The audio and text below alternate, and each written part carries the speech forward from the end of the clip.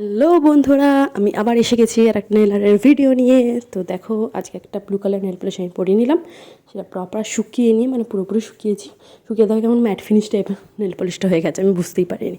তো যাই হোক, শুকিয়ে নেওয়ার পর এবার হোয়াইট নেল পলিশ নিয়ে একটা ডটের টুলস নিয়ে সেটা দেখো ডট ডট দিচ্ছি হাফ রাউন্ড করে। ফার্স্ট একটা পরপর দিলাম যেরকম যা হয়, তারপর একটা দিচ্ছি একটু ফাঁকা ফাঁকা করে। ঠিক আছে, এরপরে আর একটা ছোটো তোমার মানে একটা সরু ডটের টুলস নিয়ে ওপরটা জাস্ট র্যান্ডামলি আমি পরপর দিয়ে গেছি, মানে ওই ফাঁকা ফাঁকা করে বা গ্যাপ দিয়ে ওরকম করিনি। হঠাৎ কি মনে হলো, ভেবেছিলাম গ্যাপ ট্যাপ দেবো, তারপর হঠাৎ কি মনে হলো যে ওইভাবে পরপর দিয়ে গেছি একটু সরু ডটের টুলস দিয়ে। তোমরা এটা টুথপিক দিয়ে করে বেশ ভালোই হবে।